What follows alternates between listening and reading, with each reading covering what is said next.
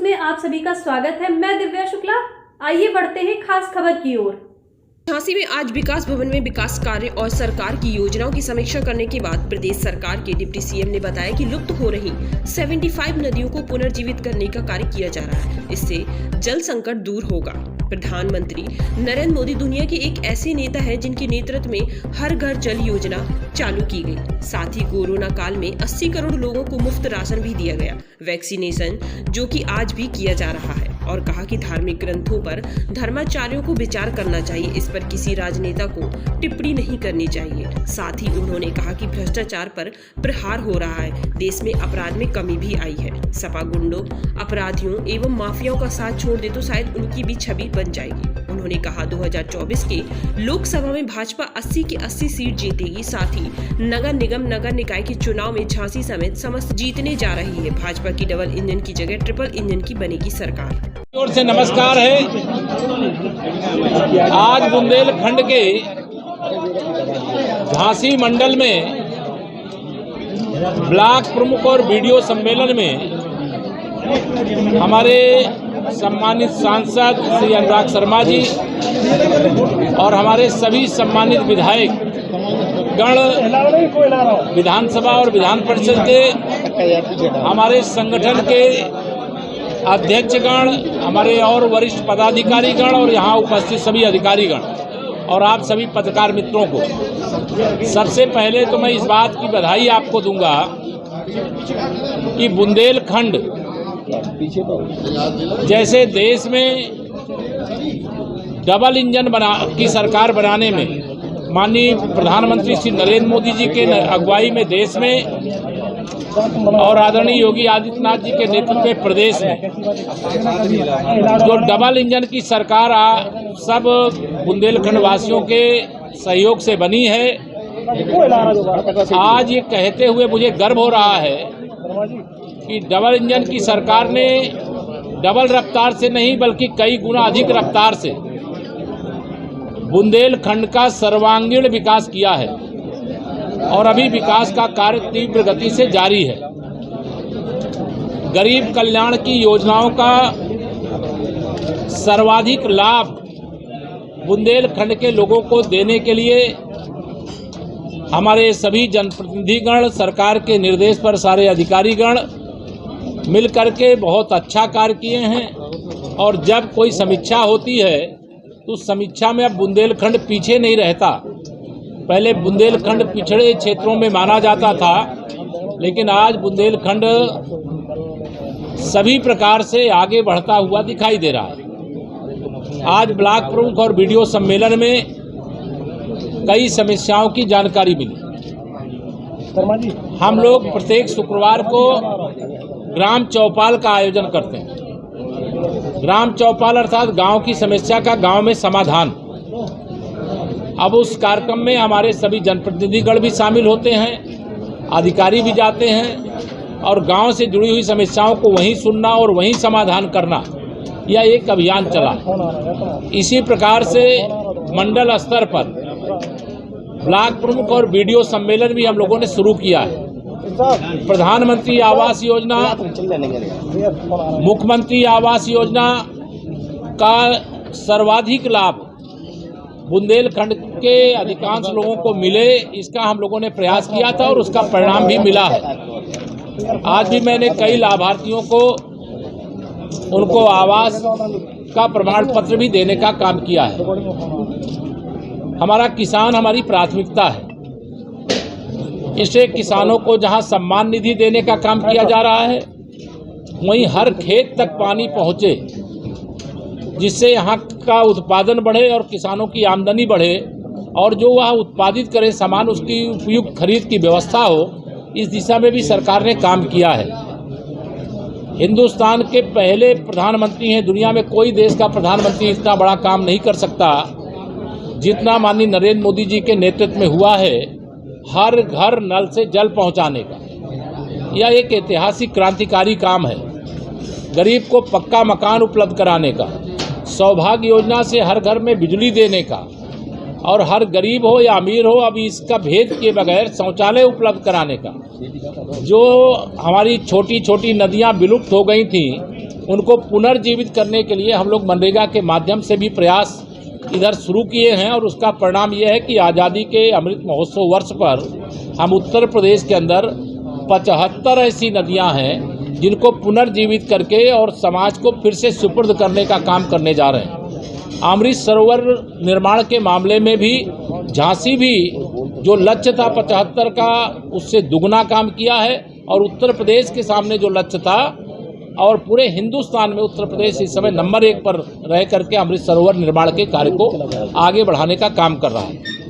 मैं आप सबको, चूंकि इस समय राजनीतिक दौर चल रहा है, इस राजनीतिक दौर में आप सबको यहाँ, जैसे हम लोगों ने लोकसभा 2014, 2019 जीते, विधानसभा 2017 और 2022 जीते, नगर निकाय का जो चुनाव होने जा रहा है जिसमें हम लोगों ने 27% पिछड़े वर्ग के आरक्षण को सुनिश्चित कराते हुए निकाय चुनाव को आगे बढ़ाने का काम करने जा रहे हैं। और मुझे पूर्ण विश्वास है कि झांसी नगर निगम सहित हम नगर निकाय में ऐतिहासिक सफलता प्राप्त करके जो डबल इंजन सरकार है उसे ट्रिपल इंजन की सरकार बना करके, नगर में भी सरकार बना करके, जनता के आशीर्वाद से, कार्यकर्ताओं के परिश्रम से और नगरों का भी सर्वांगीण विकास करने का काम करेंगे। मेरी ओर से अभी इतना कोई सवाल आप लोगों के पास हो तो कर सकते हैं। इसके लिए हमारे पास देखिए कई चैनल होते हैं। ऐसा नहीं है कि कोई अधिकारी हमको गलत रिपोर्ट भेज देगा और उसके बाद वो गलत रिपोर्ट भेज करके खुशी मनाएगा। उसकी भी क्रॉस चेकिंग होती है। ये विशेष सचिव का लेटर है ये। हाँ, इसमें वो कह रहे हैं कि अधिकारी जो सूचनाएं भेजी भ्रामक है और विकास से संबंधित सारी सूचनाएं। नहीं, मैं दिखवा लूँगा। ऐसा अगर कहीं कोई होगा तो उसको दिखवा लेंगे। लेकिन हमारी सरकार में एक सिस्टम बना हुआ है और वह सिस्टम यह बना हुआ है कि अगर कोई समस्या जनता के द्वारा, जनप्रतिनिधियों के द्वारा सरकार के पास पहुंचती है तो वो इम्प्लीमेंट करने वाले जो लोग होते हैं, अधिकारी होते हैं, बार-बार उनके पास भेज रहे हैं, ये भ्रामक ही भेज रहे हैं। उनके पास आप मेरी जवाब तो सुन लो सवाल का। जी। हमारे पास सिस्टम है ऐसी सारी चीजें जांचने का। जब कोई ऐसी समस्या होती है तो शासन से टीम भेज देते हैं। क्या किसी का उत्साह सुप्रीम कोर्ट की गाइडलाइन से बढ़कर है? विषय ये नहीं है मेरी बहन जो तू बोल रही हो। मतलब ये सम्मेलन भाजपा का है और भाजपा का सम्मेलन कि भाजपा के सम्मेलन में बोर्ड पे ये लिखा हुआ है कुशवाहा समाज सम्मेलन। यही बोर्ड में लिखा है प्रभावी मतदाता सम्मेलन एवं कुशवाहा समाज सम्मेलन। प्रभावी मतदाता, अरे लगी रहने दो जी, उससे कोई परेशानी नहीं है। प्रभावी मतदाता सम्मेलन आप पहली हेडिंग पढ़ रहे हो और उसके बाद दूसरी हेडिंग पढ़ करके सवाल कर रहे हो। सर कुशवाहा समाज लिखा है ना उसमें, तो जातिगत रैलियां क्यों होंगी, मीटिंग क्यों होंगी? जातिगत रैली नहीं है वो यार, प्रभावी मतदाता सम्मेलन। आपका झांसी के लिए कोई सवाल नहीं, सीधा राहुल गांधी पहुंच रहे हो, अखिलेश यादव पहुंच रहे हो, मायावती कोई है बुंदेलखंड का सवाल। झांसी का सवाल है, झांसी की मऊरानीपुर तहसील, गरौठा तहसील और मौट तहसील में अवैध बालू घाट चल रहे हैं, इस पर क्या कहेंगे? कल परसों एक बालू घाट पर फायरिंग की खबर आई है। अवैध होगा तो कार्रवाई होगी और यही हमारी सरकार की नीति है और इसी में हम लोग काम विधायक का नाम भी विधायक का नाम लिया है, होली खाले भाई ने विधायक का नाम लिया, कहे कि एक विधायक का नाम आ रहा है आपकी पार्टी के साथ। नाम लेने मात्र से आपका भी कोई नाम ले लेगा तो आप क्या दोषी हो जाओगे? क्या ऐसे नहीं होता जी। जाके आए, उन्होंने अम्बेडकर जी की मूर्ति लगाने की बात कही। तमाम उनके नेताओं के ऐसे बयान आ रहे हैं जो दलितों को रिझाने के। नहीं, वो समाजवादी पार्टी के लोग न दलित प्रेमी है, न पिछड़ा प्रेमी है, न अगड़ा प्रेमी है। जब विधानसभा चुनाव हो रहा था भगवान परशुराम जी की मूर्ति लगाए थे, गिरी गई थी। फिर जब अभी चुनाव 2000 निकाय का आ रहा है तो मानवर कांसीराम जी की मूर्ति का अनावरण करने चले गए। अब मैंने सुना है कि वो अब जा रहे हैं भारत रत्न बाबा साहब की जन्मभूमि जा रहे हैं। लेकिन ये कुछ नहीं, इनका चरित्र और इनका जिस प्रकार की सोच है, सबका डबल परेशान है। झूठ किया है मायावती जी। अभी जो आरोप लगा रहे हैं वो आरोप लगाने वाले तुष्टीकरण की राजनीति कर रहे हैं और तुष्टीकरण राजनीति का युग समाप्त हो गया। वो चिंता न करें। जो जरूरी होगा देश के हित में, देश की आने वाली पीढ़ी के हित में, सरकार वो अच्छे काम कर रही है, अच्छे काम कर रही है। सदन विधायक ने बयान दिया है कि दलित, अब विधायक के बयान में उससे क्यों बयान लेते हैं? ब्राह्मणों के खिलाफ फर्जी मुकदमा दायर करवा रहे हैं। क्या दलित ब्राह्मणों के खिलाफ फर्जी मुकदमा? देखिए, फर्जी मुकदमे लिखाना या लिखना या मैं नहीं जानता हूँ पूरा, मुझे विषय नहीं मालूम है, लेकिन मुकदमा लिखने का मतलब ये है कि वो दोषी नहीं हो जाता, उसकी जांच करके जो दोषी होंगे उनके खिलाफ कार्रवाई होगी, जो निर्दोष होंगे वो बचेंगे। Deputy chief minister Brajesh Pathak ने कहा कि मेरे नेतृत्व में हो नहीं पाएगा कुछ। हिसाब लूंगा एक एक से। तो जो कहा है उन्होंने, मैं वही कह रहा हूँ, वही बात है। वो दूसरे शब्दों में कहा, मैं ये कह रहा हूँ कि मुकदमा तो आप कोई किसी खिलाफ लिखा सकता है, एक व्यवस्था है, कोई शिकायत मंत्री राहुल गांधी, आप लोग आपस में जरा एक जन के सवाल, झूठे मुकदमे होंगे तो जांच करके खत्म हो जाएंगे, अगर सही होंगे तो कार्रवाई होगी। सर, सुप्रीम कोर्ट से रोक है जातिगत सम्मेलनों पर, भाजपा लगातार कर रही है। झांसी में 3 हो चुके हैं, आज भी आपका एक है कुशवाहा सम्मेलन। ये जाति सम्मेलन नहीं है, सामाजिक सम्मेलन है। बड़े होर्डिंग लगे हैं झांसी में।